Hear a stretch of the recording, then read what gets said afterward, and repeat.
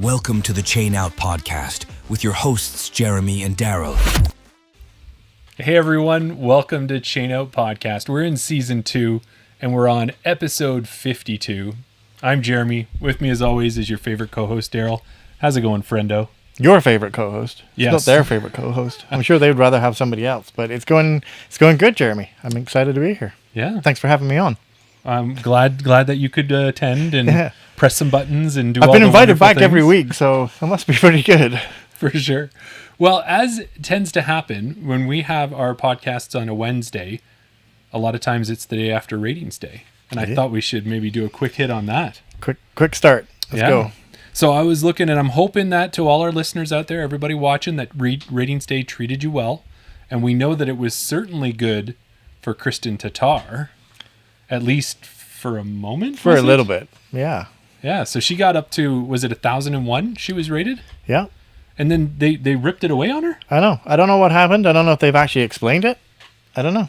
Yeah. I thought once your rating was put up there, yeah, they it said was in place. I think they made a mistake, but that's all I know. Well, I also, now that I was checking ratings like that, I checked a couple of our listeners. I figured I'd just pick out a couple. Sure. One of them I picked out was Tim Plamondon. Right? And I'd known that he had recently won his first MA1 tournament. Yeah. And I checked. He went up 11 points. That's a good jump. 1-1. Yeah. Winning a tournament will get you. You know, once we played with him recently, and I asked him. You know, we asked him about his win, but I didn't realize that was his first win. Yeah. I would have thought he would have won more tournaments than that. But congrats, Tim, for winning your first tournament. I know what it's like to win a tournament. Oh, yes, you do. Yeah, I won the Big Berta event up in St. Albert. So, do you know how that feels? No, I don't know. I think after my third ace, I Touche. I wasn't quite sure how it felt, but Yeah. I did also check out on Andrea Michaud as well. Right, friend of the And show. talk about another big jump. She went up 9 points, so congratulations to you, Andrea. Yeah, congrats. Yeah. And then what about us? Andrea, congratulations. Tim, well done. I'm sure other people did well in their ratings as well. All right. Well, I wrote down what happened to us, and you guys are probably not surprised if you've paid attention to any of our ratings day updates for Jeremy and Daryl, because it's a constant battle between the two of us. And last time, Daryl went up, I went down. That's fair. This time, I went up, Daryl went down, and we are within 1 point of each other, but we're both just shy of 850, which is the part I didn't like. I know, exactly. I think, we interviewed quite a few different pros and all that, and we're always like, oh, how did ratings day treat you? Oh, your end goal this year was to get to 900, get to 890, whatever it might be. Mm-hmm. Unofficially, I think, because I don't like making goals, but I think that was my target, was if I can get above 850 and stay above 850, and I know I can play like that because I've played events with higher ratings than that. Yes. But then you play some tournaments and you just don't feel right, and yeah, it drops you back down to under 850 again. But congrats going up. Thank like you, you sir. said, we're back to within 1. And I don't know, that might be our last ratings bump until Tundra Toss maybe, or into the spring, because I don't know if we're going to have any other tournaments. Sam in our chat went up 5 points. Congrats, Sam. Yeah, good job, buddy. Yeah. And we should also say, speaking of going up 5 points, tonight's guest also went up 5 points and is up to 937 rated. Wow. Yeah. So before we introduce our guest, Yeah. we want to do a quick reminder that after this episode, we're going to take, a 15-minute break or so? What is it going to be this week? Hopefully no longer than 15 minutes. Yeah, or less. We hope it's going to be less than that. And we're going to get ourselves set up for the second Around the Basket Patreon episode. So make sure to hop on over and check it out. It is free. Yeah. And otherwise, if you don't catch it on the free stream, it will be posted up on YouTube Friday, Saturday, possibly Saturday. Sunday. But we're still working out the Patreon side of it. Hopefully this week I've got the link fixed. So the link on our Patreon page, you'll see it says episode 2. That's going to work. It'll be fine. Just head over to the Patreon page, click on the post.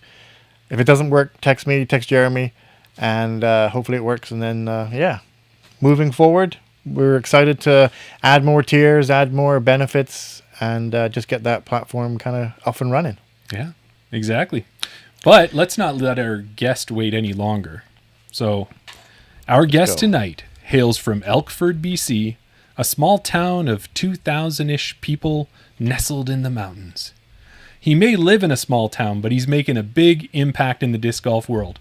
He's the Canadian Tour Director for the National Amateur Disc Golf Tour, or The NADGT. for short, with 175 events this year and more than 20 of them in Canada. He's been pretty busy, I'm going to guess. Yeah. He just returned from the championships that were held in Austin, Texas. Let's welcome Kevin King to the show. Hey guys, how's it going? Good, Kevin. How are you?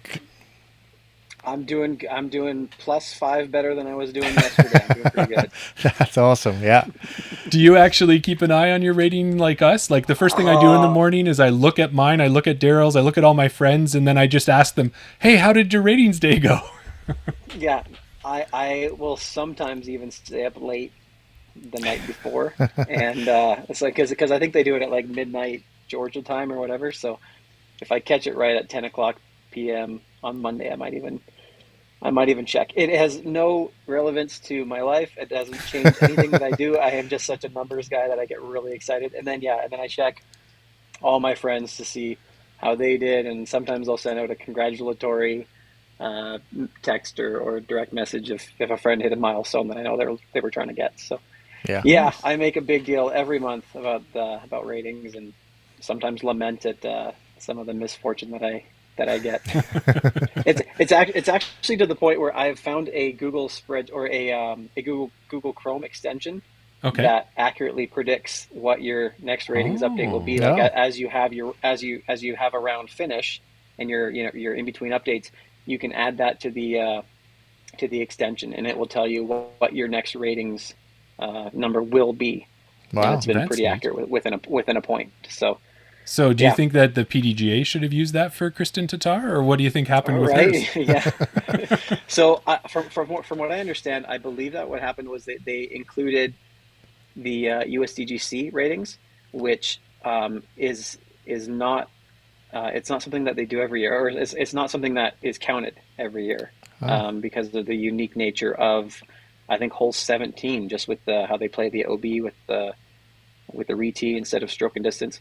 So because they modify the rules a little bit, it's not included in ratings, and this year it was. And so when someone pointed out to them, they're like, "Hey, my USDGC rating is in there." They modified that and kind of reran it for those people. So and for the women, it would be the women's side of Throw Pink. Of the USDGC. Yeah, Throw Pink. Thank you. Okay, well look at that. So that's we got how our I answer. understand. Yeah, I believe that's why it was modified just for the pros. I don't think any regular schmucks like you and I are going to see any difference kind of midday, but any of those touring pros would have seen that. Yeah. I thought maybe too is somebody had it on round up when they should have had it on round down, or something like that too. I need that round up feature on mine, definitely, because it's I've been trying to get to 950 for a while, and I'm in the little high 930s now, so it'll take some work, but I got this whole off season to think about it, because like you guys, I don't think I have another event until probably April or something. So Yeah.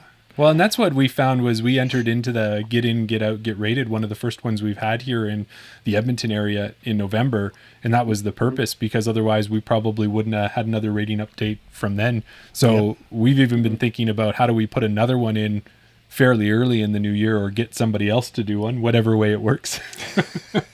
Yeah.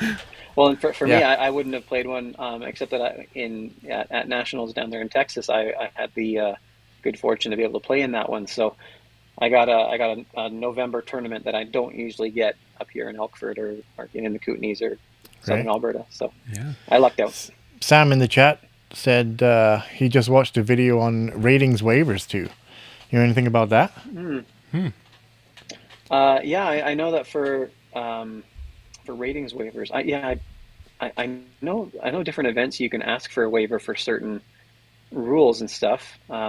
And I know that and that usually gives them an X tier, either XC or XB. Okay. And I think Lost Egg is an XB. Right. Because of the tonals because of the baskets. Right. Yeah. Makes sense. Yeah. And there's and so much enough, we don't know, Jeremy.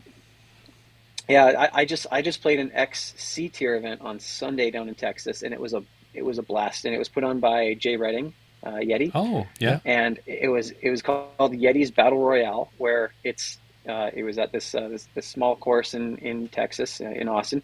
We played one round of sanctioned play, and there was 30 or 40 people at this event. It was just for the staff and volunteers of NADGT down there. So it was 30 or 40 people. Sanctioned play. Dave Feldberg played. Yeti played. Dave shot like 14 down. Like, the guy still got it. He's a pretty good disc golfer. Yeti was like 11 down. I shot 5, and I was like, I shot about my rating. Right. But anyways, after that round, Yeti takes a certain number of people from each division, and he gets 19 players, 19 of the players who did well in that sanctioned round, and they move on to this battle royale. And the format for that, it's fun. So the payouts are based off the battle royale, not off of the sanctioned round, which is why it was an X tier, because the winner of MA40 got paid less than I did because I did better in the battle royale aspect of it. Gotcha. But it was a blast. So that format, we all teed off on hole 1. So it was a second round. Okay. We all teed off on hole 1, all 19 of us, and the worst score on that hole was kicked out. They were knocked out, and it's like musical chairs. So they're gone, and then 18 people move on to the next hole. And every hole you lose someone based on the worst score, and if there's a tie, then they have a tiebreaker feature for that. But every hole you lose a person, and until eventually you get 2 people teeing off on hole 18, and one of them wins. So I was hoping to make it to the battle royale side of that event. I was lucky enough to get in there. I played MA40, and I got second place in MA40 in the sanctioned round. So I got to play in the battle royale, and I was hoping just to finish top half. There's some 1,000 rated players in there, and I ended up finishing in second place. I beat Yeti. I beat Dave Feldberg on hole 17. So like it was quite the feather in my cap that all. Who cares about 5-point ratings when you can say that you beat Dave Feldberg and Yeti? Yeah. Yeah, and it was funny. Dave he did not take it well. He was like, "Oh, I should have done this." I laid up on a par 4, and he could have made a putt, but he laid up 2, and I laid up closer, which was the tiebreaker. Anyways, it was a blast. So yeah, that was an XC tier because the payouts were based on the battle royale. So the further you made it in the battle royale, the more you got paid instead of the sanctioned aspect of it. But no, that's great. I'm glad that's a long answer for a very simple question. Well, I'm glad you brought that up because I had that in our notes just because we saw your post on it. It just sounded good. And the fact that you were beating pros. So as you said there at the end, there was a point where, if you laid up closer than the other person, that would be what would break a tie. What other types of things happened for these pros to drop out? Were they thrown in the water? Was it just too stressful? What was happening? So I knocked out Des Redding, Jay's wife, and she's a 4-time world champion. Because she threw a drive into a bush, and she was going for the birdie when she knew she should have just been playing for par. Because in that format, par is usually pretty good. If someone's bogeying something, she went for something and ended up taking a bogey, and I squeaked out the par, and she was the worst score. But on some of these other holes, if you tied for the worst score, you're on the chopping block, and so you would throw on the next tee, and it would be a CTP. So whoever's on the chopping block, whoever was furthest from the pin, they're the one that's eliminated. Gotcha. And so on a par 4, they do the closest after 2 throws.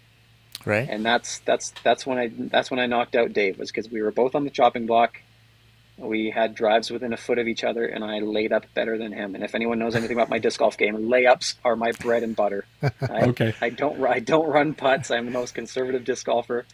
And Dave challenged me to a layup contest, basically, and I took him down. So. There you go. That's impressive. And I like that format because, like you said, it gave a chance for, in your case, a 937 rated player to play against probably some 1,000 rated players. And maybe even were there some players that were lower that were hanging in there as well?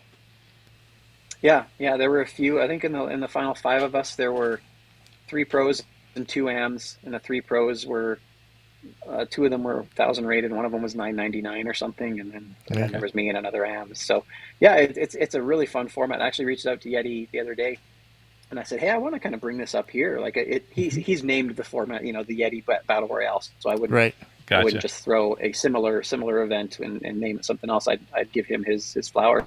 Yeah. Wouldn't be the King he's Battle looking Royale. at coming up. Right, yeah. He says that he's looking at doing a swing up this way, kind of out, East Kootenays anyways. So he might run one of those Yeah. out my way, and not too far from you guys too. So Like you said, it's a great format. Oh, so basically what you're playing is just not to be last. You don't have to win the hole. exactly. Just don't be last on every hole, and you're going to progress. So yeah, I like that format. It's cool. Yeah. There were a few holes where I had parked it and I was maybe 20 feet out, and I could have made a birdie putt, but I didn't have to, and I just took a conservative 3. I just laid up under the basket, took my 3, and moved on to the next hole. So Right. Nice work. Well, that kind of gives us a good start of where you're at now in your game, which sounds quite amazing, but you would have started somewhere, and we want to get to your origin story for it. So if you've watched the show before, I come up with an origin story for you. I try to base it on something that our listeners can guess, so it's not as boring as just saying, hey, Kevin, how'd you get into disc golf? So I've got it set, and here it comes. So maybe you learned how to disc golf when you were young. Your prize disc was your radioactive green heat. And one day you left that disc out on a hot day, and that heat started to melt. You tried to pick it up, and the melted disc got all over your hand. The next morning you went out and threw better than ever before. Your throws were masterpieces, like a Michelangelo, or maybe a Leonardo da Vinci. And you knew if your disc hit a tree, it would probably cause the wood to splinter. And maybe that's not quite how you got into disc golf, Kevin, but why don't you tell us how it really happened? I appreciate that you named 2 of my favorite Ninja Turtles in that. But no, my story is similar, but a little bit different. I started playing. So my first exposure to disc golf was in 2001, I believe. I was living in Surrey, BC, so just outside of Vancouver, and some friends said, "Hey, let's all go on a big group date. Everyone get a girl. We're gonna go play some frisbee golf." Never heard of it before. Thought it sounded fun, and so there was like 8 or 10 of us that all kind of convened on Mundy Park. And I don't know if you played Mundy or not. It's a 9-hole short little thing in Coquitlam area. Okay. And we all had our beach frisbees, because that's we didn't know what discs were. So yeah, we just used beach frisbees. A friend of mine had one of those aerobies. That's like the ring. It felt like he was cheating. Those things go for miles. Yeah. But we just had some fun and played some frisbee golf, and as we were playing the course and we're hanging out afterwards, and we see these guys with their satchels and their specialized weighted discs, and I thought, like, that guy takes this way too seriously. Like, calm the heck down. Like, we get it. This is a big thing for you. And fast forward to I was at 2001, so fast forward 20-something years later, I'm running an amateur national tour in Canada.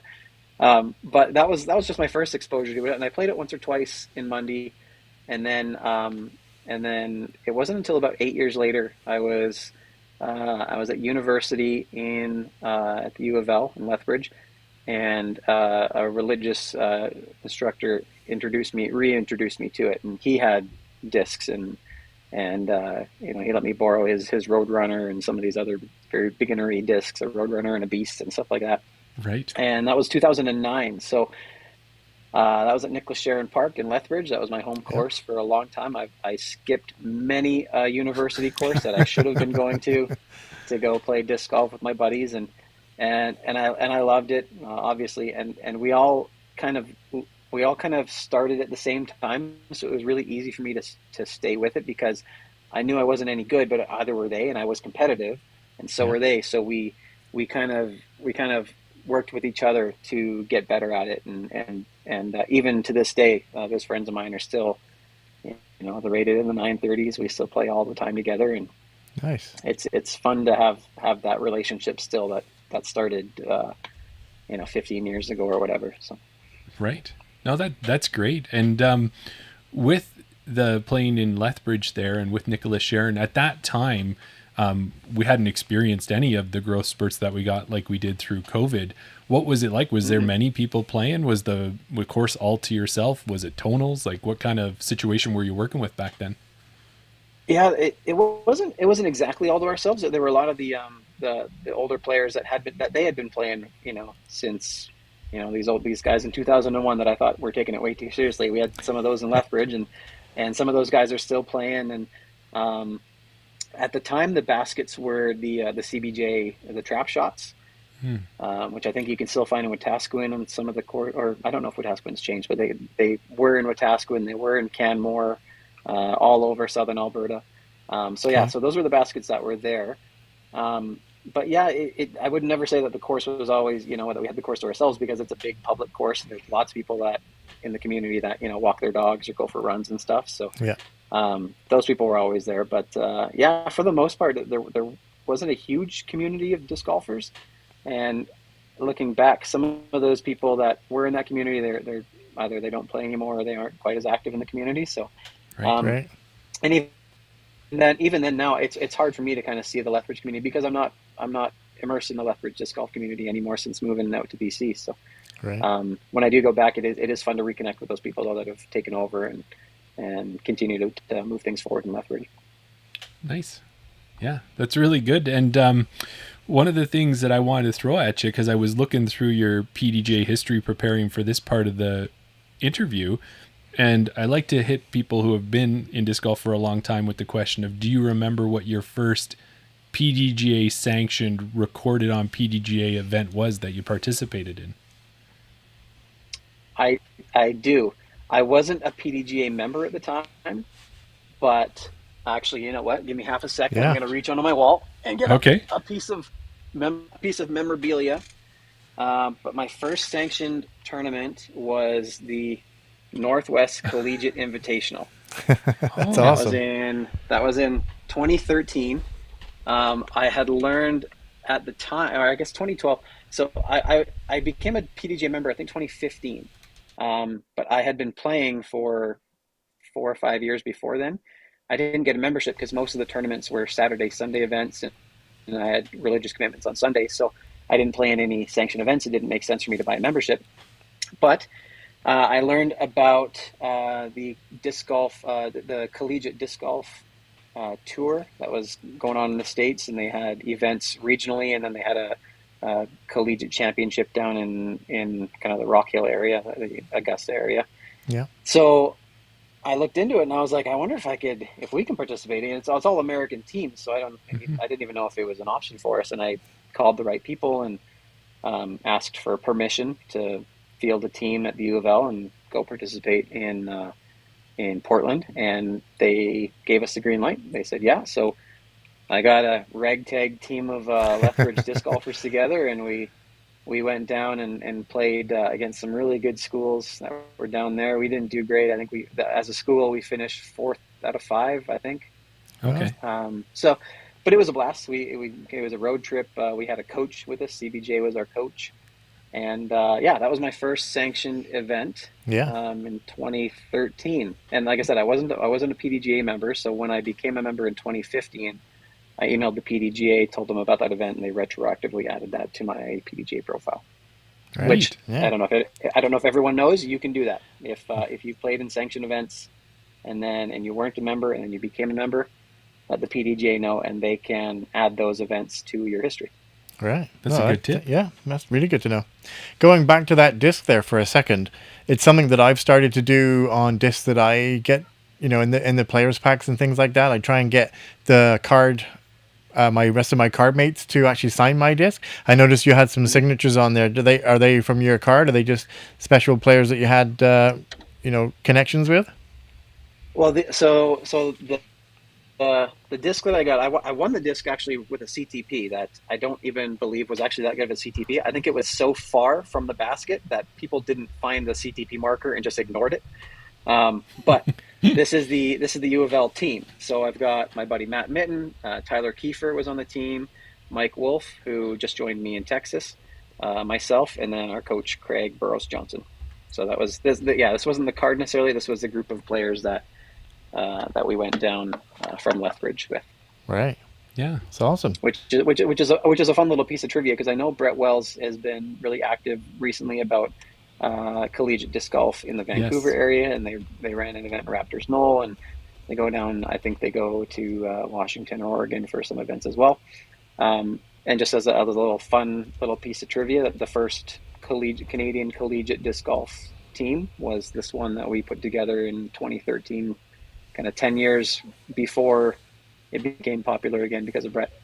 That's Right. awesome, because, you know, thinking about that, that's a piece of Canadian disc golf history that I didn't know, because we had Zoe Lorenz-Bozer, a local FPO player, on the show kind of early in our days, Yeah. doing an interview, and she was just heading out to Brett's event down there. She was on the U of A. She got a team together. Yeah, she put a team together for U of A, and she was going out with Trinity West and doing one of those ones, which was a potential qualifier to the college nationals. And I thought at that point that maybe we just finally started entering teams, but now we've got like one of the OGs on the show with us. So that's awesome.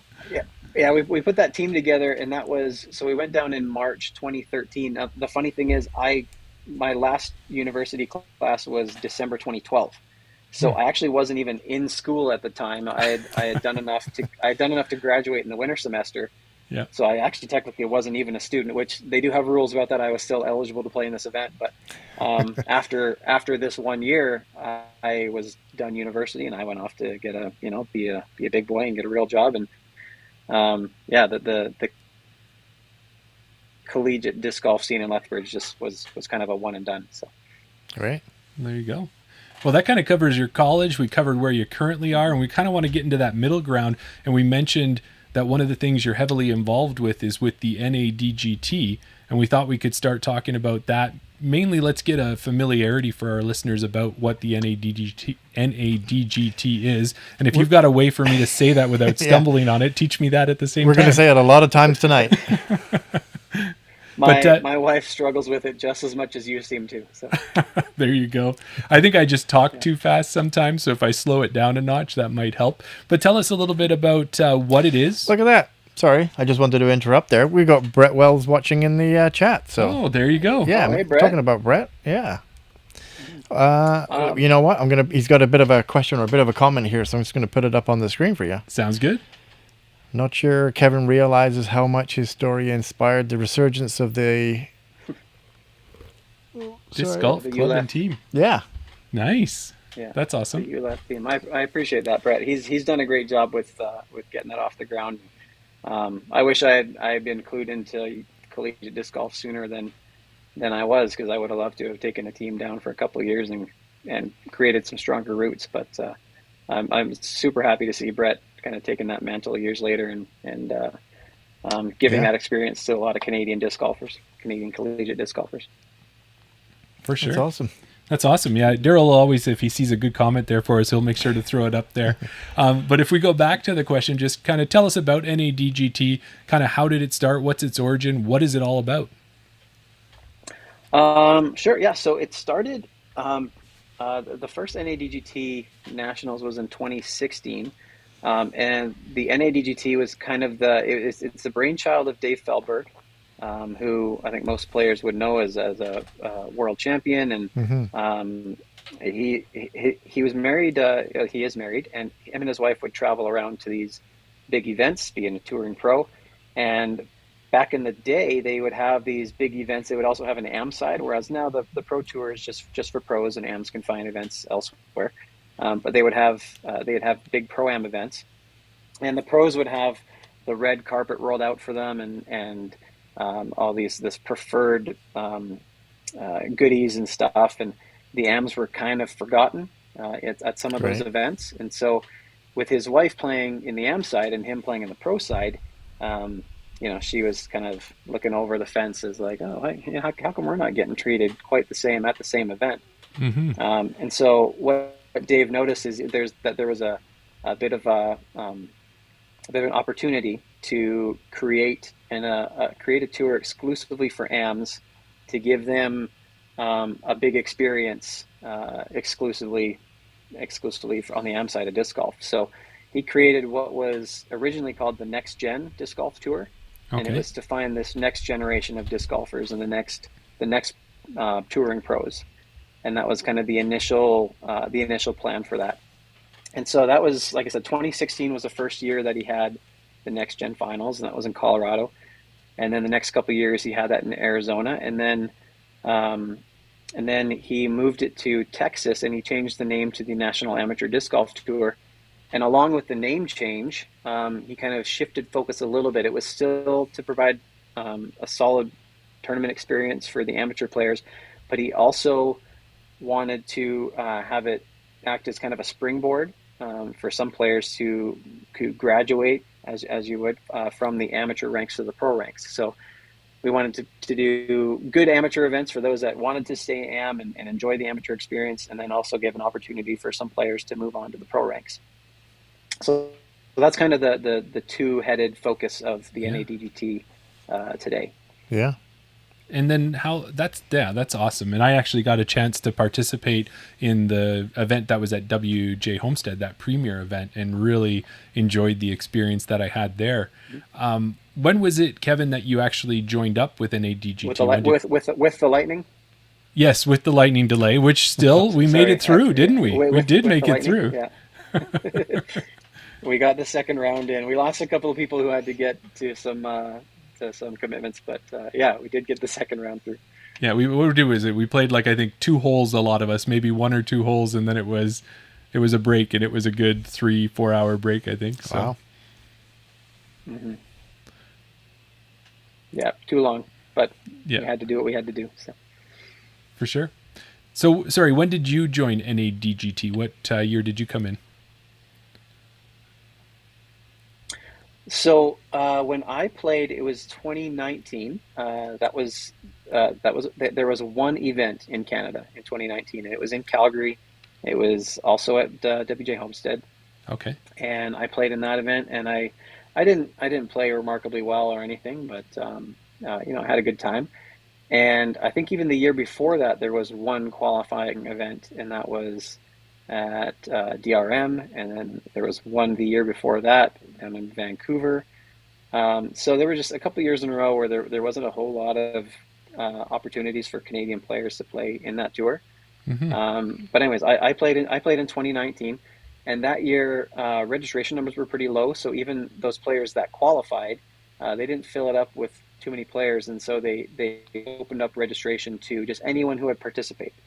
And okay. I had participated. I didn't earn a qualifying spot, but because I participated and was interested in going down, I went down to Texas that year, down to Austin, and I played in that event. A big reason why I went is my wife has a cousin who lives in Austin, so I was able to just room with him and save me a bunch of money. Yeah. But I went down as the only Canadian for the third year in a row.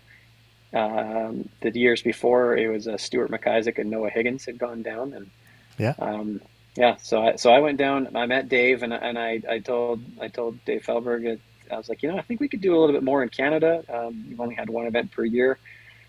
Here's my number. Give me a shout if you want to have a conversation. And he took me up on that, and then we had COVID immediately after. Right. So it was 2 years later that he said, all right, see what you can do to build the event or build the tour in Canada. And the first year that it was kind of under that I was the Canadian director was 2021, and we had 6-7 events, something right. Kind of small and modest, but it was better than one. Yes. Yeah. And then the year after that, I think we had 10 or 12, and just a little bit of growth. And then the year after that, we had 15 or something, and this year we had upwards of 25 or so. So we've seen some good growth from one event, 5 years ago to 20 something across the country now. Yeah, that's awesome. You kind of touched on it there. You mentioned that you're the Canadian tour director. Are there any other kind of regional directors, or is there any other directors for the NADGT? Nope. In Canada, it's me. I'm the one guy. I work with tournament with local tournament directors to get these tournaments in the ground, and work with kind of a grassroots kind of approach to it. So we have these CTers all over the country, and they all work with me to get these events going, and I support them from a distance, or sometimes if I'm nearby, if I'm in Calgary or East Kootenays or Southern Alberta, I'll pop into those events and be some boots on the ground there for the TDs. But right. Right now it's just me. We have a pretty small kind of core I'll use the word staff, but yeah, core staff for the NADGT, where we have the CEO, we have which is Dave Feldberg, we have a graphics guy who does Hmm. great photography and videos and social stuff, and then we have a communications guy out of Colorado, and then our tour director is also out of Colorado, and then me. So 5 of us. Wow. Nice. Well, you guys are doing a lot of work, because even when we were looking, and I was trying to count how many events there were across North America, and it looks like there's upwards of 175 or more events. So for a small team, you're making a big difference. One thing I wanted to ask you about as well was, we know that Dave Feldberg, world champion, wonderful disc golfer, as you said, very competitive when you got to play against him there. How is he as a leader, and how is it working with him on this project? I love working with David, and I get to see him once a year when I get down to Texas, but we do keep in contact quite often. I was just on the phone with him earlier today talking about kind of post event stuff, and as a leader, he's phenomenal. He will outwork everyone down in Texas. He's putting up course signage and feather flags, and Yeah. he's just running left and right. His wife and his kid are there for the week as well, and yeah, he sees me more than he sees them when he's down there, because I'm usually on his hip. I'm usually on his hip doing all that extra work there alongside him. But he'll outwork pretty much everyone in the disc golf industry, and just the nicest guy. He's great. He's a great boss to have, and but yeah, such a sore loser when I beat him that one time. That's he's not used to losing, so Right. Yeah. yeah. Yeah, that's awesome. So you kind of touched on it there about how much, how many more events that you have in Canada over the years. What does the future look like for the NADGT going forward? It's a good question. So I would love for all of the TDs that I've worked with in the last couple of years, and this year in particular. I'm hoping that they all had a good experience, and are willing to run another event for their community wherever they are. Hmm. I would love for us to have a stronger presence in the Ontario region, the GTA, and also in Quebec. We've never had an event in Quebec, Oh, and I've Right. reached out to Disc Quebec to see if we could figure something out. And we were pretty close this year, but it didn't end up happening. But and in last year, we didn't have an event in the Maritimes, but this year we were able to get an affiliate event with the Discmania Open. So, um, Right. yeah, you know what? Just more events across the country would be my goal. Um, and also, I mean, for next year, we also have NADGT Canada, the national championships, which we had this year for the first time in Lethbridge. I was able to get it sanctioned as an A tier for next year. So I'll be putting a Right. lot of energy into the player experience for our second NADGT Canada National Championships. that's fantastic. Yeah. Yeah. Well, one of the things you said with the NADGT is that it's a chance for amateurs to kind of grow up through the ranks and kind of get better and move towards being a pro. And on the Canadian side, you mentioned Noah Higgins has come through the program, as well as you said Stuart McKissick. Now, who are some of the pros that players or our listeners are listening to, who they might have seen on the Disc Golf Pro Tour that might have come through the ranks? Yeah, so that's there are a handful of players that we consider alumni of the NADGT. The biggest names, I guess, that most players would be familiar with would be Missy Gannon, Oh. Kyle Klein, Yeah. Cole Riddallen was at one of our national championships. He didn't win that year, but Kyle and Missy both won. Um, our tour finale that was in Jacksonville, Florida earlier this year was won by Eliezra Midling, Ooh.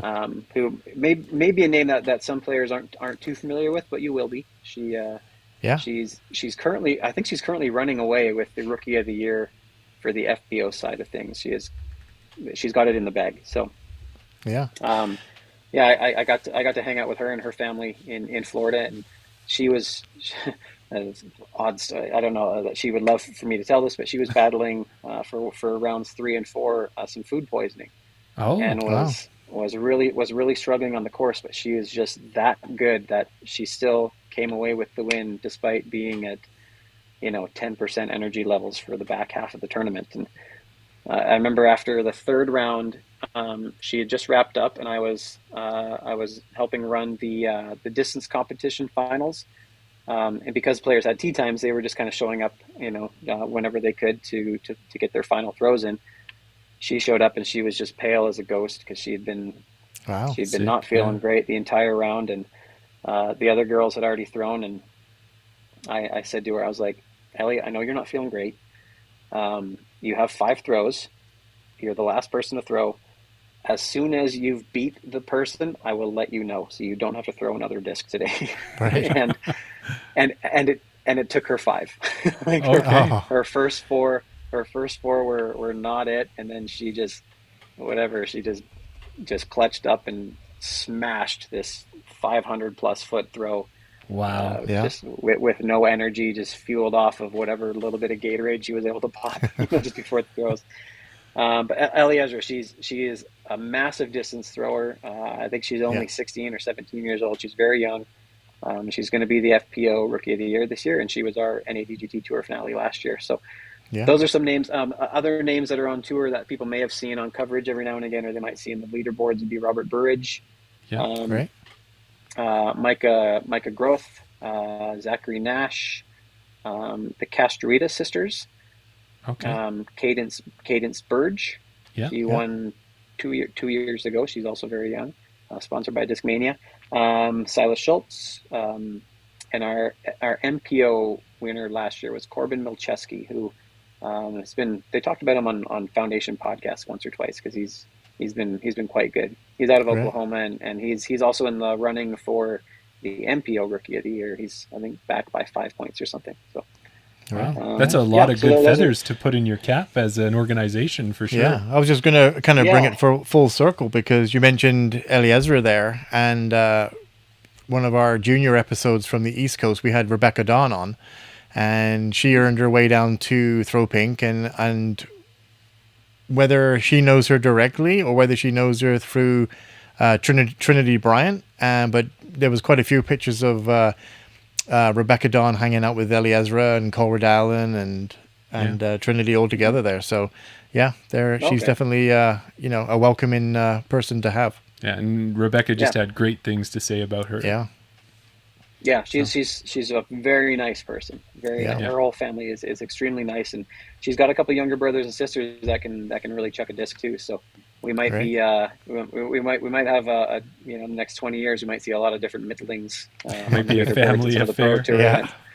Yeah, and then of course I can't help but mention the one Canadian NADGT champion that we have. I think most Canadian players actually know this guy, whether they know him by name or not. But 2 years ago in Austin, Jason Tay out of Winnipeg, he won the MP40 division down there. Oh, And if the name doesn't mean anything to most people, you probably recognize his work because he owns and operates Disc Republic out of Winnipeg. Right. all right. So Yeah. big disc distributor in Canada, and Jason Tay is the heart and soul behind that. Cool. Yeah, no, that's awesome to know that we've got even Canadian champions happening there. And speaking of the championship part of it, that's one of the things with the NADGT. You'll participate in these different events, and then if you do well, and maybe you can tell us a little bit about how you get there, but one of the first goals of competing in these events will get you down to Austin, Texas, which is where the championships are held, and that was just happened this past weekend. So first, how do you get there? By participating in NADGT events, and then what can you expect when you get down to Austin? Yeah, so all of the NADGT events across Canada and the United States are qualifying events to get yourself down to Texas to get invited to Austin to play in the national championships. So the way that it works for most of our events, if I can just off to the side here and explain the 3 different types of events that we have. We have exclusive events, which are the standard, usually just a C-tier event that are done regionally. We have premier events, which are bigger events, and this year we had 1 per province from BC to Ontario. Okay. And then there's also affiliate events, which are existing tournaments that have already made a name for themselves that players can perform well at those events, and then also get NADGT invitations. We're just kind of a little add-on to that tournament. So this year we had a few of those. Those affiliate events are mostly at A tiers. We had the Foxwood Open, we had Gold Eagle Open, Hmm. and the Discmania Open out in the Maritimes. So Right. the top amateurs at those three A tiers also received invitations to the NADGT Nationals. But to answer your question, anybody who plays well at those qualifying events, they get invited to Texas to go play in nationals. And this year we had more Canadians down there than we've had in any other year. So I was Great. super happy to meet with all of them. Yeah. At check-in, I told our check-in guy, I said, highlight the Canadians, and when they check in, let me know, make a big deal out of it. So we were able to, Canadians here, and got all excited. And I try and make a point to bring an extra thank you to those Canadian players that show up and give them an extra little players pack item. And Right. throughout the week, if they see me, I'll try and get them bonuses here and there, because I know it's a big sacrifice for a lot of those Canadians to come down. Oh, definitely. And we know a few of our listeners were some of the Canadians who did go down. So Yeah. Brody from Calgary there, Brody Jewel Hansen, I think is his name. And he Yes. was down there, and it was interesting. I said to him, I said, how was it? How did it go? He gave me some feedback on that. And then we had Sam Western and his partner Sam. They went down as well and had a great time. And I asked them how it went. And both of them said everything was good, but they said it was hot, humid, and sweltering. So I guess that's the one thing that maybe any Canadians heading down to Austin in November need to be aware of. Yeah, it is. I can't imagine what it would be like in Austin in the summer, because even in November and kind of the late fall, it was it was pretty hot, and it's really muggy down there. You really feel the heat. It's like when you open the oven and it's just, Oh. Sometimes when you open your car door after it, if it's air conditioned there, you open the door and it feels like just a hits wave you like of a heat wall. hitting you. So Yeah. So is Yeah, that maybe so- those no, it special was- those special things that you gave to Canadians to recognize they were there, were like hydration packs or something like that? Like a little portable fan. yeah, an IV drip. Yeah. No, it was so this year. So in past years, I've given glass minis. We had some Wow. towels one year, some custom towels that we sourced from a Canadian guy out in the Maritimes that does custom work. So I've worked with him. Jacob Adams, if you know him, Oh. he does hats and apparel and minis and stuff like that. So Jacob was great to work with. I've worked with him actually quite a bit over the last couple of years, and he's always great. And then this year we had Jacob make bag patches. So the Velcro bag patches that had our event logo on them with some maple leafs in the back as a little Canadian flair. So just a little bonus thing. And then if I'm out and about and I'm in a position to give away some free things at nationals, I'll usually try and find my Canadian friends and give them a bonus thing or two if I'm where they are. So Yeah. Right. no, it was Awesome. a blast. It was there was 850 people over a bunch of different divisions and a bunch of different courses. I think we usually use about a dozen courses down there to facilitate everyone. And Right. I had the good fortune of being able to play down there this year. I got to play while I was working, and I did that 2 years ago when I was playing MA1 and played like absolute garbage. But this year I was able to play above my rating. I turned 40 this year, so I got to play in the MP40 division. And I had been saving my amateur status until this event to hopefully do well and take my first cash, which I was fortunate enough to do. So I am Nice. no longer an amateur disc golfer. I am technically a professional, and you look me up on the PDGA Yeah. website. But We did. still we very, did. I'm still very much an amateur at heart, and I understand the plight of the amateur disc golfer, and We've seen that. that's why I do what I do. Yeah, we seen that you played in a few MPO events, a few MP40s. But we seen that you won 3 of your other MP40 events, but this was the one that you took the cash in. Yeah. And That's right. Yeah, I was prior to this week, I was perfect in MP40. I had won my 3 events. One of them I had to beat nobody. One of them I had to beat one guy. So it wasn't an extremely deep field. Anybody who has access to the internet can see the number of people that I beat, which is not generally too many. I think the Fernie tourney was one where I beat the most guys, but even then it was like a division of 4. Because for whatever reason, at the Fernie tourney, all the really good MP40 guys, they go to MPO. So that's like Serge and right. Brian Beardham and Elijah and Bogdan.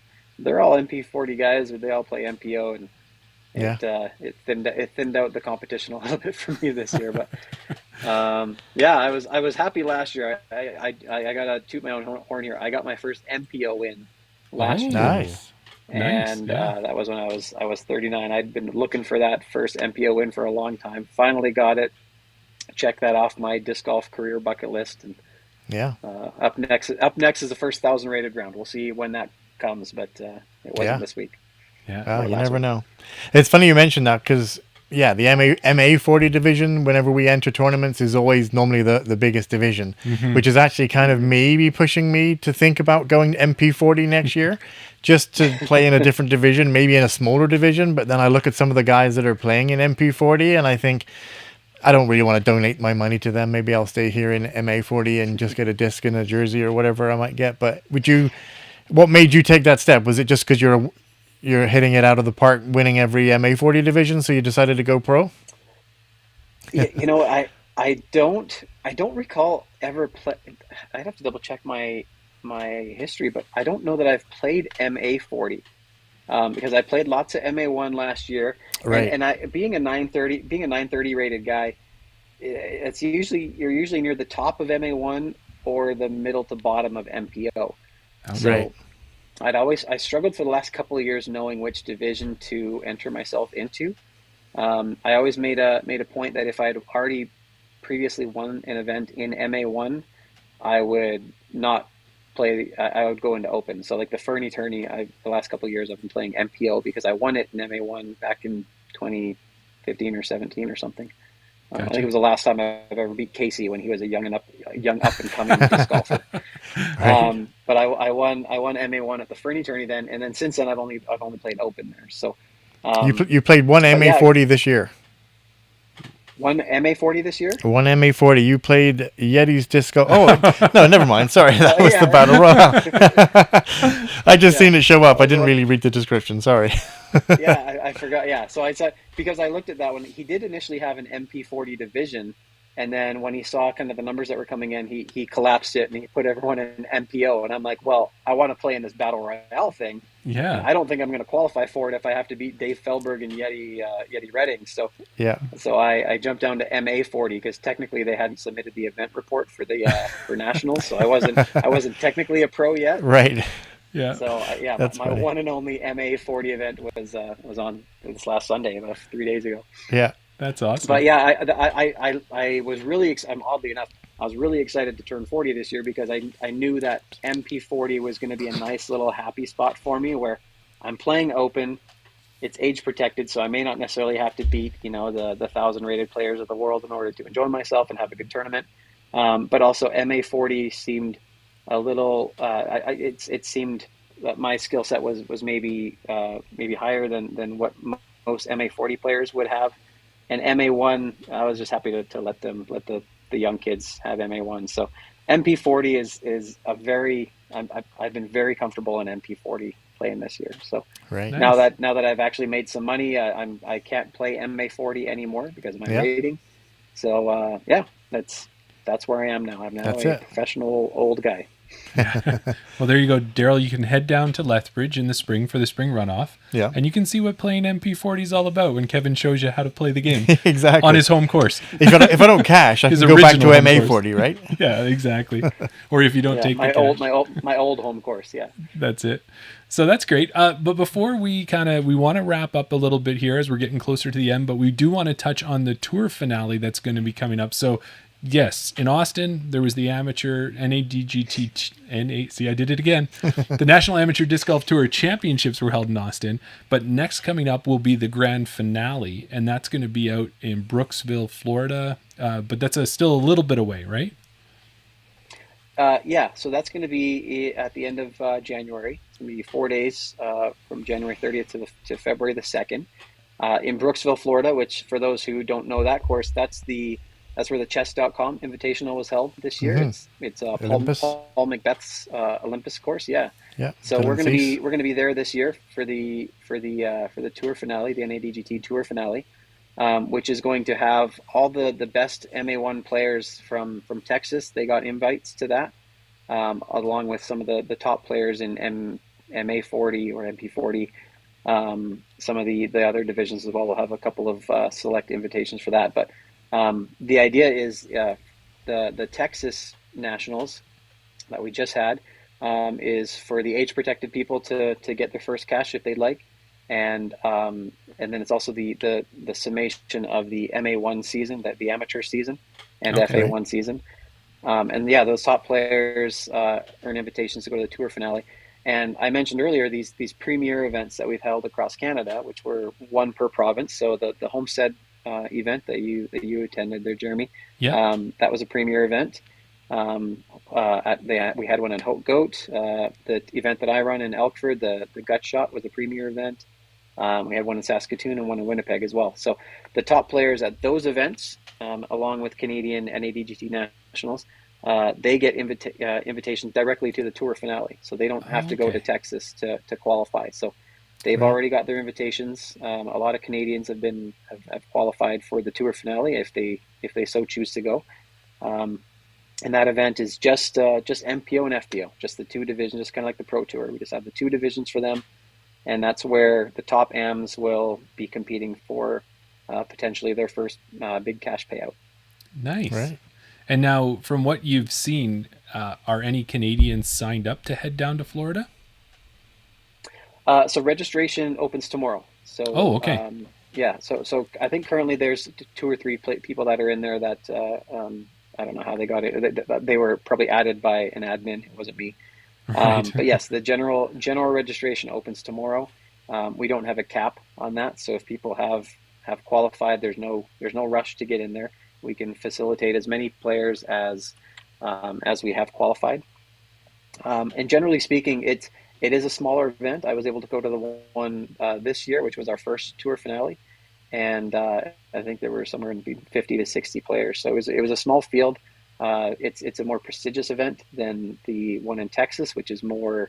We had 850 players at that one. It's more of a party atmosphere, and the pros came down. Some of the touring pros came down to do clinics and events and stuff like that. So this one in Florida is a little more buttoned up and more money, and we treat it more like a pro tour event, because these players are players that will be attending pro tour events in the future. Do you know if this event is going to be filmed? I don't. I know last year there was some post-production that was done. Right. I don't believe that anybody comes for live footage. Okay. Our media guy does get some clips, and he does kind of a daily recap video. But as far as live footage goes, I don't. I'm not too sure if we have anything lined up for live footage. But we usually do have post production. Right. Okay. Well, feel free to tag us in any of those posts or anything that way, and we'd be happy to share it, because it's always great, and especially if we can focus on a couple of Canadians that are down there, we'd love to do that as well. Yeah, absolutely. Absolutely. I was wondering if I could play a game with you guys. Oh, I like games. It'll be quick. Okay. So while I was down there, what I try and do is I will grab an event disc, and any of the pros that come down, I ask them to sign my disc. So I have 3 or 4 of these where it's just a whole bunch of signatures on a disc. So I thought I would show you the signatures and see if you guys can spot the pro, or if you can interpret the signature. Do we have to buzz in, or we just shout out the answer? No, we'll just shout out the answer. So here's my disc. Okay. Oh, I see Dave. So let me just move it this way. Oh. All right, so let's go clockwise. So you got that one? So we got Yep. Dave. Yeah, so there's Dave. Down this way. That one there. I think I see. Oh, I can't. Ricky Wysocki? No, I see Do I see Gavin Babcock? Is that who I see? Oh, Gavin Babcock. Babcock is there, but Who's between R? Babcock and Dave Feldberg. Yeah. Is that Gannon Burr? No, that's an R. Oh, Isaac Robinson. Isaac Robinson. Yeah. Wow. Oh, because it says 2 times. Yeah. Okay, I got that. Yeah. Yeah. So there's Okay, we're Isaac. going See if I over can get there. backwards in my camera. So there's Isaac. We got Gavin. Okay. Coming down one more. Who's that one? KJ? No, it's not KJ. Jeremy. No, sorry, I'm pointing at the wrong one. Oh, over here. Sorry. Yeah. That's not Big Jerem. It looks like Jeremy, but then it looks like We really got to work on our signatures. Yeah, I know, right? Signature recognition. Yeah. So this one is Gannon Burr. Oh, that's Gannon Gannon's? Burr? Oh, wow. Okay. Yeah. So Gannon was there. This one here, Canadian. Most people don't know this guy's Canadian, but he is Canadian. Well, Simon Lizotte has some Canadian roots in him, but I know he's from Germany. But so most people don't know he's Canadian. I'm just trying to look at the signature and like see what it is. It's PDGA number 13851. I bet you our listeners are just giving us a hard time. No one's putting anything in the chat, so they're not helping Right. us. It's probably not good for the audio. He is a one-time. One time. One time he won in Smuggler's Notch. Oh, Remember that year? yes. and And then know that he's Canadian. That's not no, I was the thinking- Holy Shot. No, that wasn't. Nope. No, that That's wasn't not Barsby. Smugglers. That's Barsby. Is that Oh, Barsby's? nice. Okay, He's Canadian. Yeah, so that's, Greg Barsby is Canadian on his mom's side. Yeah. nice. Oh, gotcha. Okay. So that's Greg Barsby. Let's move along. So this one here, Would that that- was this one might be the trickiest one. If you know that we have Isaac Gavin. Yeah, would it be and Ezra? Gannon. That's Ezra. Yeah. That's Yeah, Ezra's okay. I like thought that the- looked like an Ezra E. Robinson. Yeah. Yeah, world putting champion Ezra Robinson. This one pretty easy. Is that Cole? No, Day Rev. Like you said, should be easy. I can see that. Oh, I think Des Redding. Or Jay Redding, sorry. Hall of Fame, right? Is that there. Des Redding? Yeah, Jay okay, Redding? Des gotcha. Redding. We got one here. Who'd you get there? Again, he's part of the crew that hangs out with Isaac Gannon, Ezra. That's Austin Alden Ham? Harris. Alden Harris, yeah. Yeah. Austin Hannum. Alden Harris. Yeah. Trying to think And of last somebody. one, this one here, Kevin Jones? No. Kevin looks- Jones. He was Oh. he was DJing a whole bunch down there. Right, I did see that. Yeah. Sweet. Last one, I might have to help you with this Well, one. is The that- signature is tough? Is that Luke Humphreys then? That is Luke Humphries. I'm just Oh, trying to remember wow. the social media posts now. Yeah. Yeah. Yeah. He puts a little paw print in there because he's a That's awesome. He's got this dog that is just Yeah. his life. So If you've ever seen So any that- of their that- the Skins games, his dog is always on the course Yeah. with them there. Yeah, so that's awesome. yeah. Well, I'm so glad those you were brought the- that those are the- up. those- Yeah, I'm so glad Yeah, you no, brought it sorry, up, Kevin. I was saying those were the pros, but we had three other that I didn't get signed, and of course Yeti was there, Bradley Williams was there, and Robert Burridge was there. I didn't get them Right. signed, but So with that, is that something that they get an invite to come out, or they just want to show their support for the amateurs, or what brings them out to the event? yeah. So some of them. So we have our check-in. Check-in runs from Sunday to Tuesday. Players can check in any one of those 3 days, and then Tuesday is final check-in. We have a big fly mart as well, and so a lot of these guys will show up for the fly mart because amateurs love spending money on discs, and Yep. they get excited seeing some of these guys. So Greg Barsby comes every year, and he's just a hoot. He's fun to hang out with. Lots of vendors are there, so you know the boys, the five of them, they vend together. So they'll come down for vending, but then also some of them they'll host clinics and stuff. So they make a little bit of money for that. If they're going to do that Lone Wolf challenge, I didn't talk about Lone Wolf at all. If I know we're running a little bit late, but I was in charge of the Lone Wolf challenge down there, which is a random doubles event where Okay. there are 65 people. So we have cards of 5. Yeah. And so in each card of 5, you have 2 doubles teams and then 1 solo player, which is the lone wolf of the card. And so they play Cali. They get a bonus shot every hole. Yeah. But then every 4 or 5 holes or so, there is a Pro Tour professional disc golfer waiting, and they are your doubles partner for that hole. Oh, Wow. cool. So you'll walk up to a tee, and Isaac Robinson's there waiting to be your doubles partner. And Awesome. it's just super cool, and it's just fun. It's obviously it's unsanctioned. It's just a fun night. The pros love it because they just play the same hole over and over and over again. That's dial their it hole in. for the night. Oh, they are so good, and yeah, and it's fun. And you know, even if you're not the solo player, if Isaac Robinson's not your doubles partner, that's your opportunity to beat a world champion on one hole. And so Yes. Yeah. it is a bunch of fun just seeing Gannon. He gets creative on every hole. He doesn't want to do the same stock shot over and over again, so he'll do some big stupid hyzer, or he'll do a grenade or whatever. And Yeah. their birdie rate, I think, on those, I asked Alden, I'm like, so you've seen like 8 groups now, how many birdies have you got? He says, I've gotten all of them. Oh, wow. So yeah, so for something like that, they'll be brought in. I believe their compensated by the event, as a thank you for, coming down and playing with the yams, and they're happy to do it. They asked last year, after we did Lone Wolf last year, and the pros were talking to Dave Feldberg after the event, and they're like, "Hey, are you going to do that again? That was a bunch of fun." So, so I ran that again, and they had a bunch of fun this year as well. And they would come up to me, they're like, "Hey, can you give me the same hole as last year?" I really liked that hole. It was a good one. Yeah. And Gavin Babcock was there this year, and he had tweaked his arm, I believe, in the last couple of weeks. So he said, "Hey, put me." There's a comment there. Gavin Babcock was playing lefty.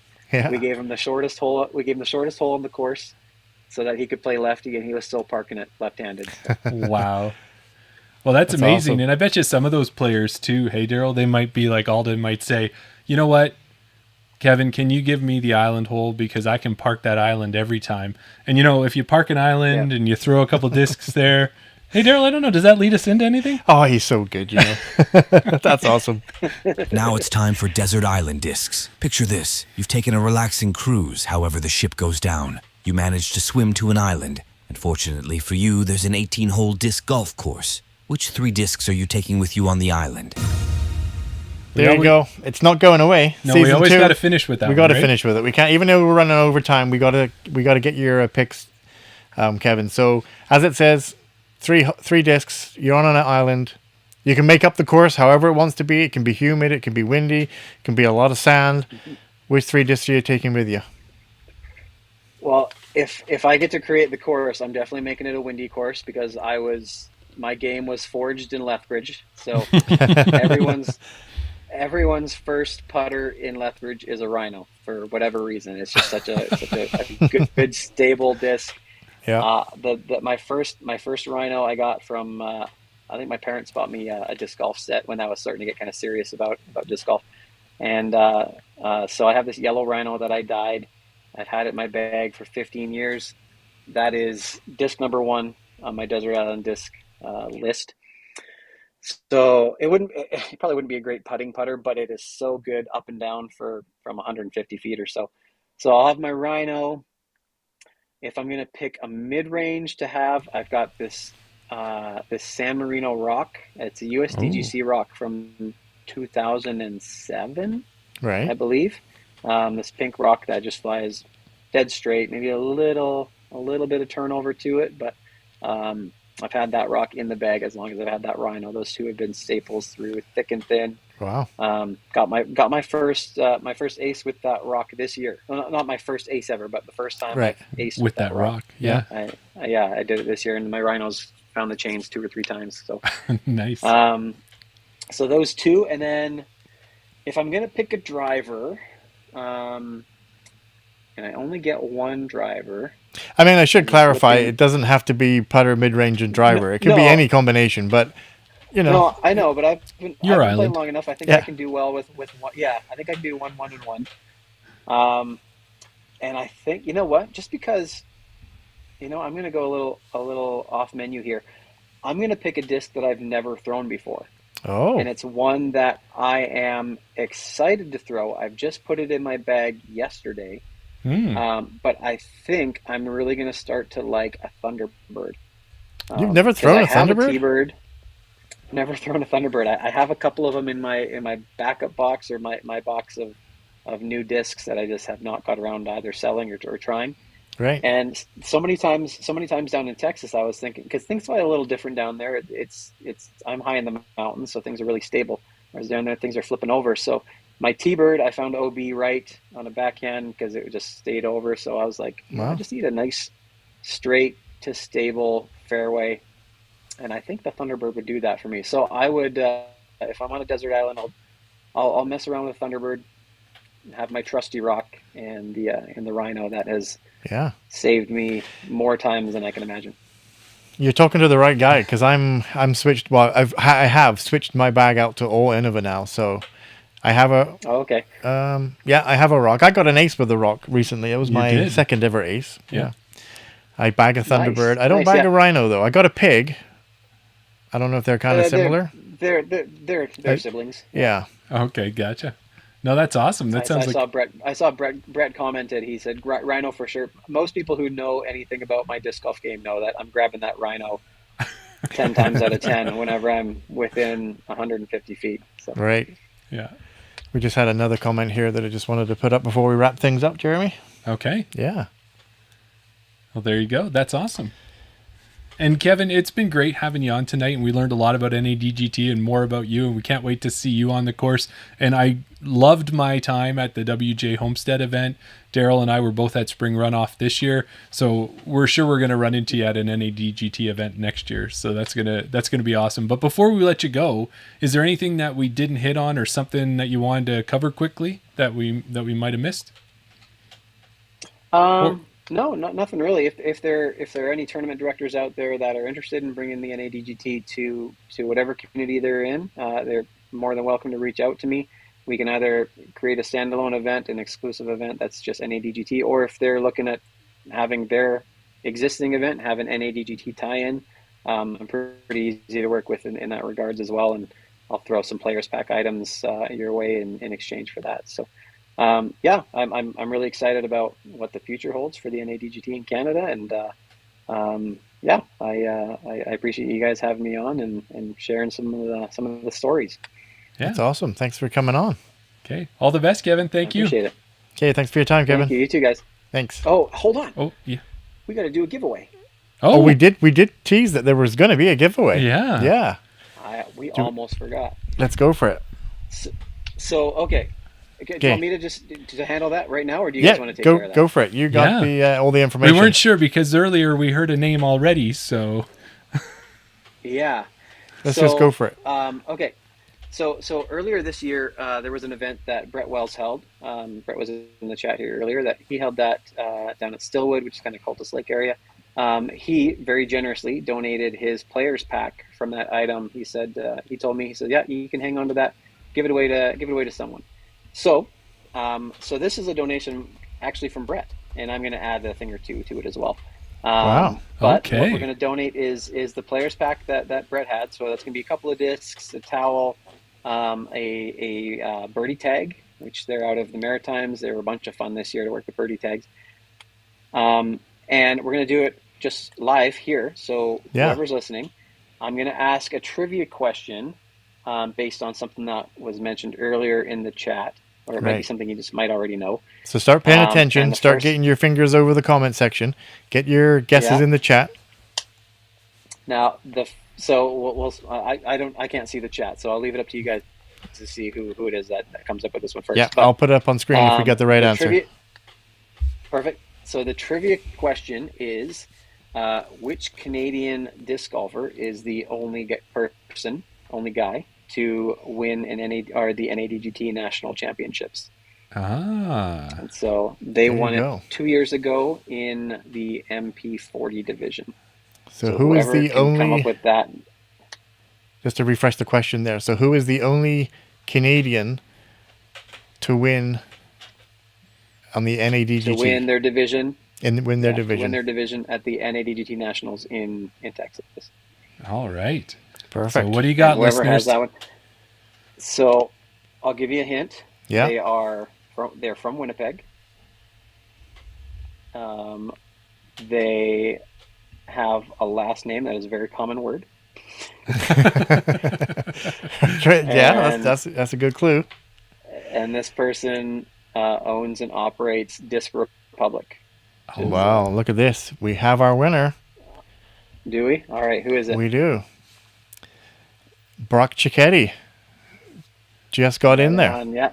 Jason Tay is the answer. Awesome. Congrats, Brock.